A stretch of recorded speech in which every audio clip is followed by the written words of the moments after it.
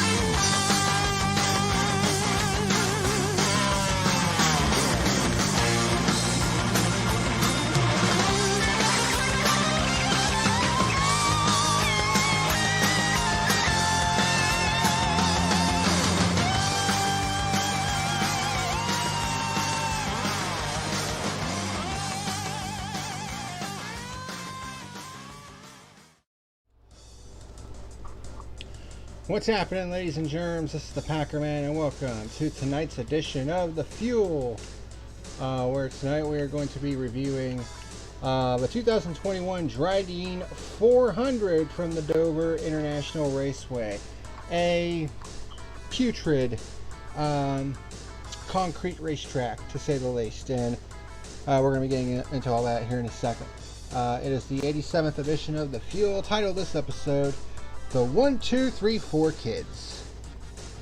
This is a reference to the 1, 2, 3 Kid from past WWF wrestling back in the 90s before it became known as X-Pac. Of course, I'm referring to Sean Waltman. But in this case, it refers to Hendrick Motorsports. Basically, doing something that has only been done a handful of times. This is only the 4th time it's happened. So we'll go ahead and get into that right now. Bowman got his 2nd win of 2021, so going by his little thing where it seems like he wins, track shuts down. When are we having Dover off the schedule? And honestly, it wouldn't be that big of a loss because Dover fucking sucks. But that leads to what I was talking about before. Hendrick got a 1, 2, 3, 4 finish. Yes, you heard me correctly. All 4 of their drivers finished in the top 4 positions. There's only been 3 other times that has happened. There was one team that actually did it twice back in the 50s, and then Roush Racing did it, I think, in I think it said like 2005 or something like that. 2005 or 2007. Either way, it's been a while since it's actually happened.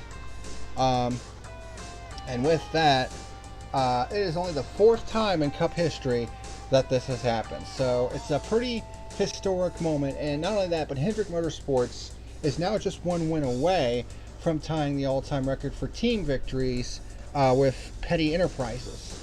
Petty Enterprises holds the all-time record with 268 victories.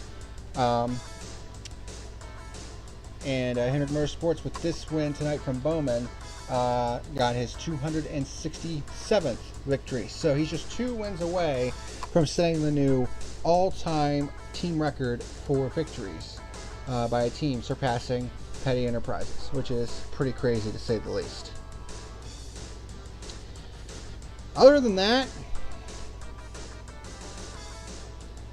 Dover fucking sucks. I'm just going to get right into this right here, right now. The Dover International Raceway just fucking sucks, man. The racing, I can't ever recall there being a good race at Dover Downs. I can't recall, from all the years that I've been watching NASCAR, I can't recall a race there ever being God tier or anything like that. I don't even remember the last time we had a decent race at Dover. Now I don't know if you can tell, but I'm struggling to stay awake right now because that's what this race basically did to me. It damn near put me to sleep. You know, Dover has always been one of those races where it's like, okay, let's just get through this and move on to the next week because Dover just fucking sucks. And today's race basically epitomized that. Just another god-awful shit tier race from the Monster Mile. Should be called the Cookie Monster with how, you know, stupid this fucking shit is. Just boring ass racing, man. So it makes me really glad that this will be the only time that the Cup Series goes to the Dover International Raceway. The other date has been shipped over to Nashville, which is owned by the same ownership group that owns the Dover International Raceway. I don't know if the race at Nashville is going to be any better, but I mean, they're basically using it to gauge interest in the racing in Nashville because they're trying to get approved for the Nashville Fairgrounds to host NASCAR in the future. Hopefully that happens because we need some more short tracks on the Cup Series schedule. So there's that to consider. But let's go ahead and get into this review and get it over with. I'm just not in the mood to go into a spiel like I did a couple days ago for the Darlington race. That one lasted almost an hour. I don't want this review to last that fucking long because this race was garbage. Absolute fucking garbage. So Chase Elliott had to go to the rear because he failed tech inspection twice. Josh Berry because he was replacing Justin Haley, who had to go into COVID protocol. So Josh Berry, who is making his Cup debut today, and who honestly needs to be in a full-time Xfinity ride because this guy is good. Because he finished runner-up in the ARCA race and the Xfinity race, and he hasn't even been running in big league stock car racing that long. I mean, he's been basically Junior's late model driver, and he's just been tearing it up down there. But the guy's got some talent. I mean, if he's running with the big boys and not only running with them but outrunning them, I mean, of course Junior said that they need to try to pull some sponsorship together, but come on, you know, this guy is, I think, the real deal, and he could be the next big thing in NASCAR. Ryan Newman also had to go to the rear for unapproved adjustments, so those were the cars that had to go to the rear of the field for this race. Stages broke down like this. Stages 1 and 2 were 120 laps, with stage 3 being 160 laps.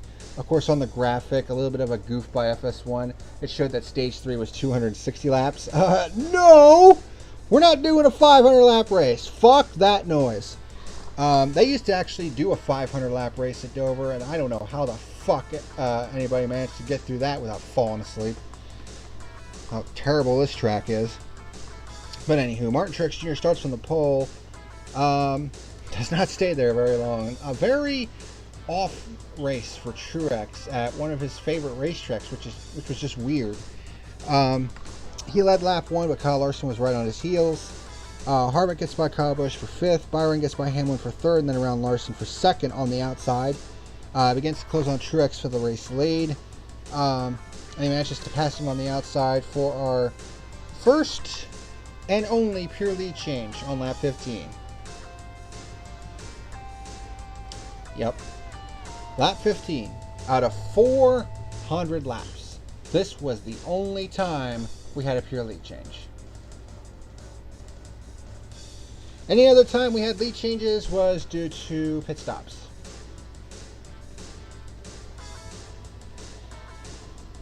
You know, winning the race off pit road being the key to winning the race in general, I don't find that very cool in the very least. I mean, it just means that you just, that's the other thing about Dover, is the fact that when it comes to racing for the lead, you can't pass. You can't pass. I mean, yeah, you can probably pass back in the pack when you have ill handling race cars, but when you get up towards the front, you get towards the good cars, it's damn near impossible to pass anybody. So yeah, our one and only pure lead change came on lap 15. Unacceptable.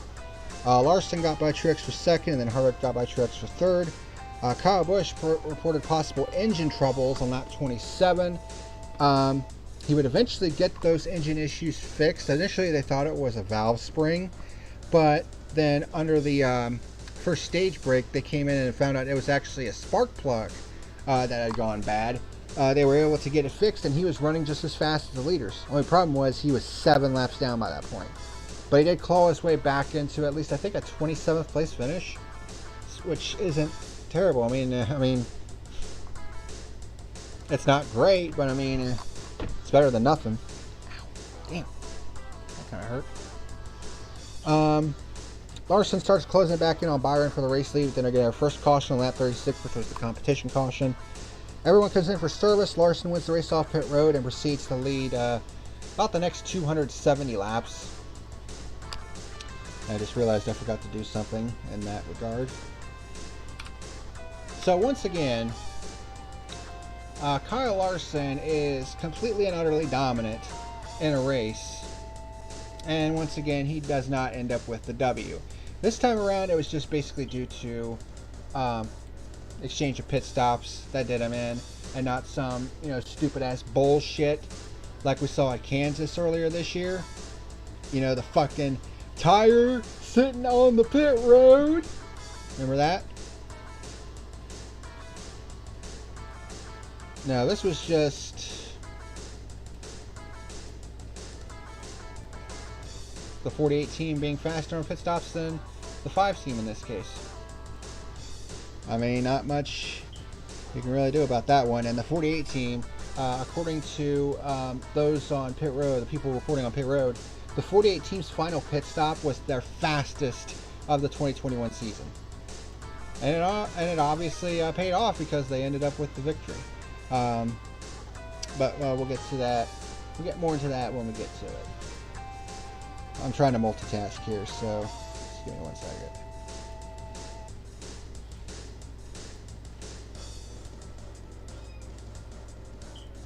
Ew.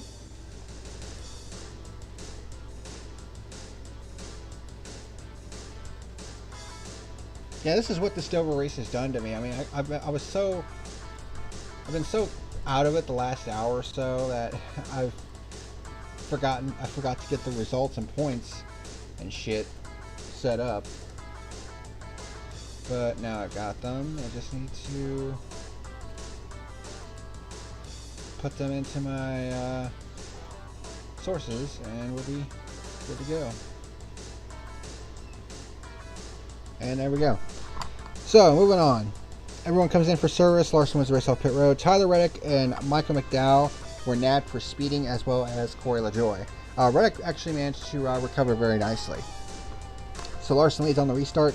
McDowell started reporting brake problems on his car, and there were actually a couple of cars that ended up reporting brake problems, like William Byron. He said the pedal was going all the way to the floor because the brakes were getting so hot. Truex came out in 12th position on this pit stop after a lug nut kind of jammed the mechanism on the jack, so they couldn't get the jack up. So that cost him a little bit of time.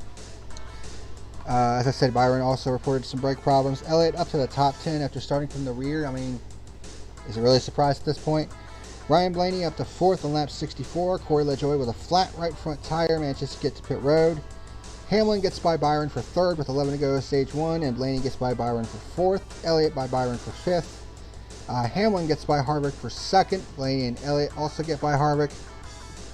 And then we had our second caution on lap 120 as they were coming to the end of the stage. Chase Briscoe, trying to stay on the lead lap, takes it too hard into turn 1, gets loose and hits the wall in turn 1. Of course, he was trying to stay ahead of Kyle Larson to remain on the lead lap, and that would pretty much be the end of his run for the day. So Kyle Larson wins stage 1 under caution. Everyone comes in for service, and Larson wins the race off pit road. So we get to stage 2, which was 120 laps. So Larson leads the start of stage 2.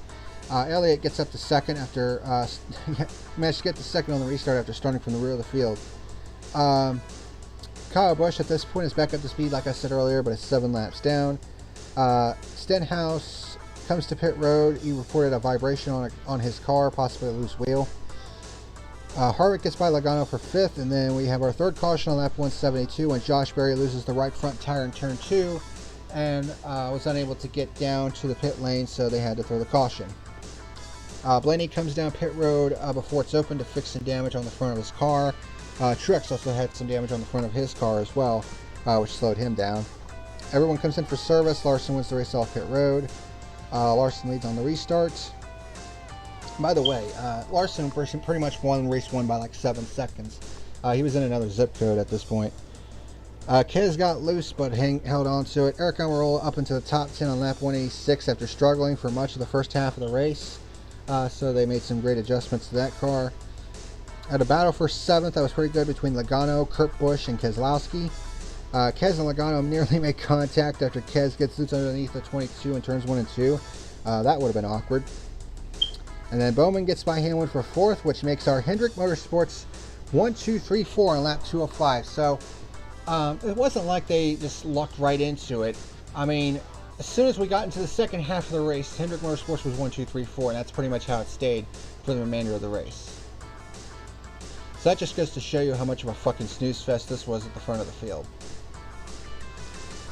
It was impressive, but it was also incredibly boring to watch. Bowman by Byron for 3rd. Elliott keeping things close with Larson, and Larson wins stage 2. At this point, I was like, this race sucks. And once again, Eric Estep completely overrated this race. I mean, he gave it a 55 on his groovy gauge, which, I mean, I don't know how he's getting that number. I mean, that's giving this race way too much credit. But to each their own, I suppose. So everyone comes in for service. Larson wins the race off pit road as usual. So stage 3, 160 laps. Larson leads the start of stage 3. Harvick gets by Kurt Busch for 5th. At this point, everything just kind of settles down, and it's just like, this race sucks ass. In fact, FS1 had it on the Crank It Up segment, you know, like they do on Fox and FS1. They do the Crank It Up where the announcers just stop talking for a few minutes, and that allows you to like turn the volume up so you can like hear the engines. It's something that they've had ever since the beginning. So, but I swear they had it on Crank It Up for at least 5 minutes because there was nothing going on. Like, this part of the race was that bad. Then we had our 4th caution on lap 301 when Eric Almirola loses a right front tire and smacks the wall hard. That 10 team has had no luck this year whatsoever. Even when they've had good runs, they just had all kinds of bad luck. And it clearly knocked the wind out of him, because when he got out of his car, he was kind of bending over and trying to get his breath back, I think. So he was okay, but that definitely knocked the wind out of him. Everyone comes in for service, and Alex Bowman wins the race off pit road, and this would be the race-winning pass, basically. Yep. Doesn't even happen on the track. It happens on pit road. Whoop-de-doo. Bowman leads on the restart. Harvick gets by Byron for 4th, and then we get our 5th caution on lap 315 when Anthony Alfredo gets run over off of turn 2 after getting a bump from Ricky Stenhouse. Yeah, not exactly sure what Ricky Shithouse was doing right there, but yeah. I mean, I know Anthony Alfredo's slow as fuck, but I don't think that was called for in this case. The leaders stay out. 8 cars actually stayed out. Most of the rest of the field comes in for fresh tires, which was not the race-winning move in this case. Bowman leads on the restart. Larson tries to challenge Bowman for the lead, but then Harvick comes around the outside to try to take advantage. Actually moves up to third, could have been up to second, but Larson was able to hold him off. Probably the most exciting moment of the race, to be honest. But yeah, not really much to talk about. And then we had our sixth and final caution on lap 326 for debris on the front stretch. This one you could actually see rolling across the front stretch. I mean, it looked like a brake hose, but you don't really want to take that chance because it could have been something like metal or something like that could puncture a tire or get up underneath the car and knock an oil pan off or something like that. So you don't really want to take that chance. So Bowman leads on the restart. Had a big gaggle of cars from 9th on back after Hamlin kind of bumps Blaney out of the way. Daniel Suarez in the 99 car up to 7th. He was one of the 8 cars who stayed out on the 5th caution of the race. And he actually held it there. Got a top 10 finish. So good job by Suarez and the Trackhouse team. I mean, they have been punching well above their weight. And while he didn't get a top 10, Bubba Wallace did manage to finish 11th, so which is his best finish of the year. Not a top 10 finish yet, but you know, still a good result nonetheless, which is something that they've been needing for a while. There was actually rain south of the track, and you can actually see it on the broadcast, and you can actually see the rain coming down. But thankfully, the rain kind of stayed to the south and didn't really come towards the track at all. So they were able to get this race in completely. Larson tries to close in on Bowman for the race lead, but is unable to. Logano gets by Harvick for 5th with 7 laps to go.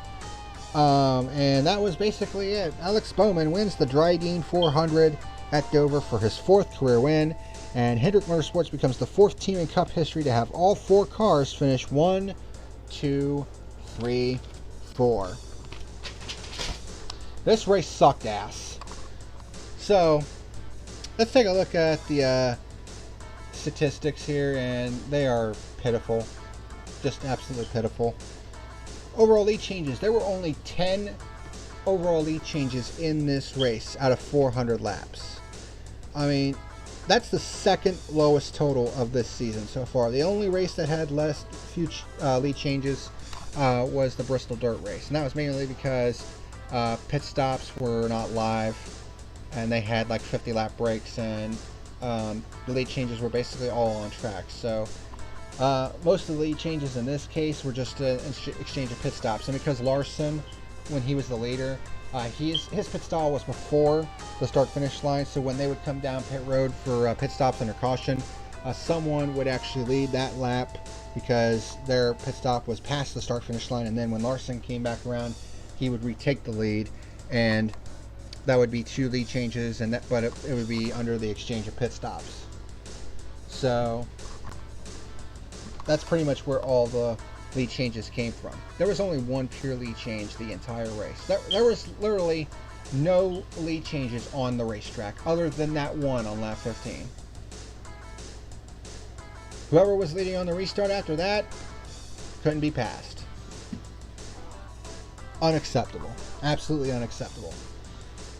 And of course, 1 pure lead change this entire fucking race. Out of those 10 lead changes, the second worst total of the year, only 1 pure lead change.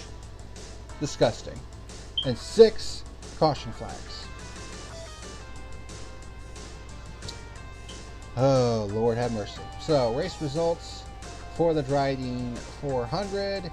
Alex Bowman with the win. He actually led 98 laps, so he led nearly a quarter of the race. So it wasn't like he was slow or anything. He was actually pretty damn quick. Kyle Larson came home in 2nd. Led another 263 laps, but he had another runner-up finish. His 2nd one in a row, actually. He does earn 55 points, though, so that's a good total. Chase Elliott still looking for that first win of the year, but I have a feeling next week will probably be that first win, because next week is Circuit of the Americas. Oh, yeah, baby! That one I'm looking forward to. Then William Byron rounds out the Hendrick 1, 2, 3, 4. He actually led 21 laps on the day after starting 3rd. So there you go. Hendrick 1, 2, 3, 4.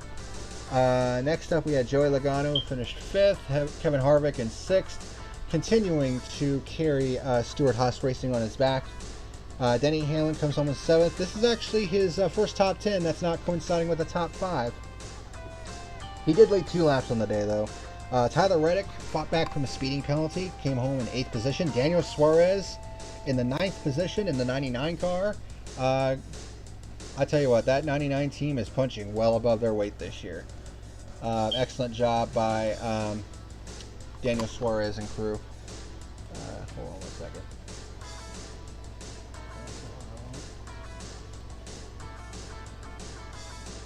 There we go. Trying to stretch just that to kind of fill the screen. There we go. Much better. Anyways, Suarez and Trackhouse punching well above their weight. So, good job by them.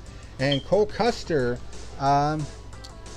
with his best finish of the year so far, coming home in 10th position. So, at the very least, 2 Stewart-Haas cars finished in the top 10. Point standings. After 13 races, Denny Hamlin continues to lead the way, and it's an even bigger lead now. He doesn't have any wins yet, and he's led 751 laps, but he holds the point lead by 101 points over William Byron, who is now second. Truex drops the third, 102 back. He didn't have a very good day today. Barely finished inside the top 20. Joe Logano in fourth, Kyle Larson in fifth. He now takes over the stat for most laps led this season. Only has the 1 win. Ryan Blaney in sixth. Chase Elliott, Kevin Harvick, Brad Keselowski, and Kyle Busch round out the top 10. Then the rest of the playoff field is Austin Dillon in the 3, Christopher Bell, Alex Bowman, who picked up his 2nd win of the year, Chris Buescher, Tyler Reddick, and Michael McDowell, who of course won the Daytona 500 earlier this year. And then those still trying to fight their way in, Matt DiBenedetto, Kurt Busch, Ricky Stenhouse Jr., and Ryan Newman in the 6th car. As for my final rating for the Drydene 400 at Dover, this race sucked all kinds of ass crack. I did not enjoy it 1 second. My final rating for the Drydene 400, I'm going to give it a 2 on the fuel gauge. So a 2 out of 10. This race fucking sucked a dick. One of the worst races of the year so far, and I am really glad that this race is, we're not going back to this track for the rest of this season. Only 1 race this year, thank fucking God, because I couldn't take this track twice this year, especially after the racing we saw today. It was fucking trash. Dover, one of the worst tracks on the schedule, right up there with Texas Motor Speedway. Both those tracks can fuck off. If they were both taken off the schedule tomorrow, I would not bat an eye. In fact, I would be celebrating all fucking night, because Dover and Texas fucking suck. I'm talking about Texas Motor Speedway. There's another Texas track we're going to next week that I'm actually looking forward to. The Circuit of the Americas. Yeah! 2nd road course race of the year. And, I mean, it's a track that the United States Grand Prix is held at. Thankfully, it'll be held once again this year. And looking forward to see how these stock cars, these heavy stock cars, tackle the turns at Circuit of the Americas, because according to what I've heard, they are going to be using the full circuit that Formula One uses. All those long fucking straightaways, that hairpin turn. It's going to be crazy. I cannot wait for next week. And practice and qualifying returns, seeing as Circuit of the Americas is one of the new races on the schedule. They will be allowing for practice and qualifying next week at Circuit of the Americas. So that is going to do it for tonight's edition of The Fuel. Thank you very much for watching, and until next time, this is the Packer Man signing out. See you later.